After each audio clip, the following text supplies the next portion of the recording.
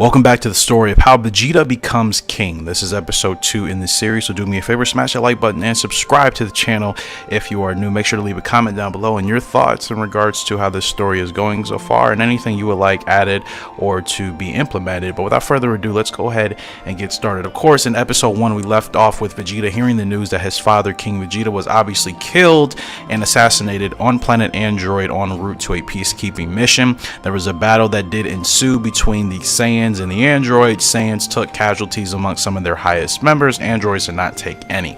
Now, obviously, Prince Vegeta has learned of this. He has now essentially become, obviously, the king. He is next in line for the throne. And keep in mind, he is still very young of age. He is only 10 years old at this time. So that is a huge responsibility on the shoulders of Prince Vegeta, who is now King Vegeta.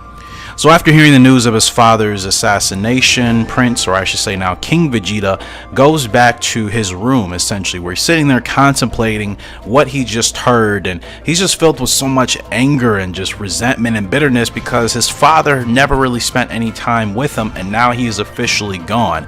Not only that, now Vegeta has to be king. This is not something he was quite ready to be thrusted into as of yet, but that's exactly what ended up happening.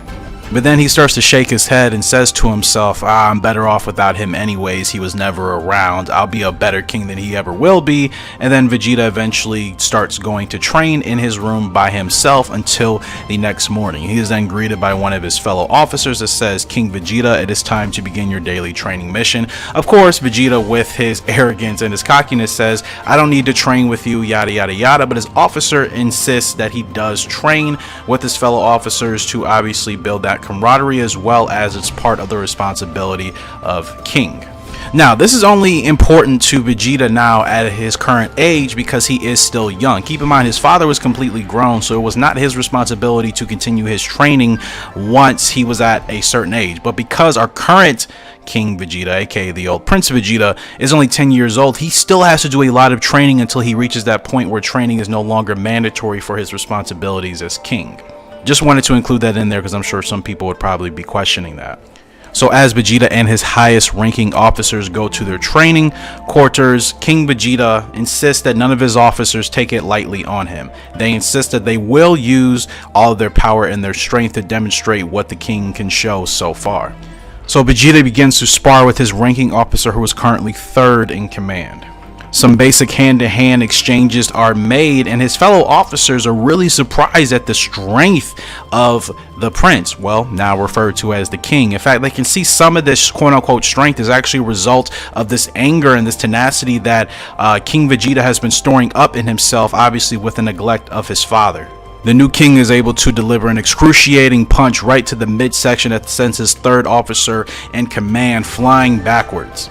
The rest of the room is stunned as they see how efficient this king is at such an early age, at the age of 10, how finesse Vegeta is as a fighter. One of the spectators, aka one of his officers, mentions that his technique is incredible for somebody of his age. He's going to turn into a great fighter and an even better king. Vegeta clearly overhears this and says, I don't want your pondering. Tell that fool to get back up on his feet and fight me for real.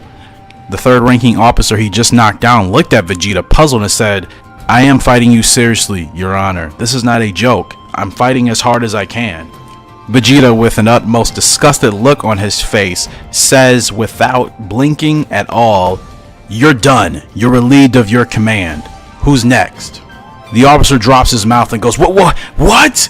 Your Honor, what do you mean relieved of my command? The king says, Do not make me repeat myself or I will have you banished. Now leave. A couple soldiers escort the battered and embarrassed officer who has now been relieved of his command. This takes an interesting twist in the story because Vegeta is so strong at his age that he feels that if his officer can't even give him a real fight, why should he be serving underneath him? So after that first sparring session, now Vegeta's highest ranking officer, aka the one who broke the news to him about his father, steps up and says, Okay, it's my turn now. And do not think I will go lightly on you because of your age. If the training gets too serious, we will stop and resume another time. King Vegeta mutters, Whatever. So now, part 2 of the training session commences. Again, the soldiers in the room are just absolutely astonished at how King Vegeta at age 10 is able to match blow for blow the same moves of his commanding officers. During the battle, Vegeta yells in frustration, "Is this really the strength of the Saiyan warriors? This is why my father was killed? None of you fools could even have the strength or power to protect him. What a joke." And just when you thought King Vegeta was about to embarrass another one of his officers, he dropped his guard for a second in the midst of his frustration, and then he was sent flying back with a kick right to his face. And as he smashes the ground, he begins to get up, slowly. The anger is clearly building in his face and in his expression. At this point, the young king is fighting purely on anger. He then lets out a huge battle cry that shakes the very foundation of the training room within the castle. He charges at his officer with the utmost speed, catching him completely off guard. Flying forearms, elbows, kicks, whatever you want to call it, all this is being done. His officer starts to begin to bleed at the mouth and things are getting quite serious. One of the spectating soldiers yells, "That's it, that's enough, he will kill him!" Of course, at this point, all Vegeta sees is red. He is fueled on anger and rage, and he is not thinking about whether or not killing his officer is a good or bad idea. Driven by anger, the sparring session that was supposed to be very simple is now turned into a complete mauling of one of his own officers. And out of nowhere, before the damage could get worse to his fellow ranking officer, Vegeta is stunned, tased. His body is completely locked up and then he falls to the ground, essentially paralyzed. A few of the soldiers used some of their taser weapons that was able to immobilize the king. The commanding officer that Vegeta was beating down says slowly, trying to catch his breath and regain some consciousness, says, "I'm sorry, Your Honor, but we had no choice. We feared that the anger of your father's passing may have sent you into a blind rage, and we prepared for this just in case. Escort the king to the recuperation chamber." King Vegeta is then taken away by fellow soldiers, obviously still immobilized and not able to fight back or do anything. And that concludes episode 2 here on the story of how Vegeta becomes king.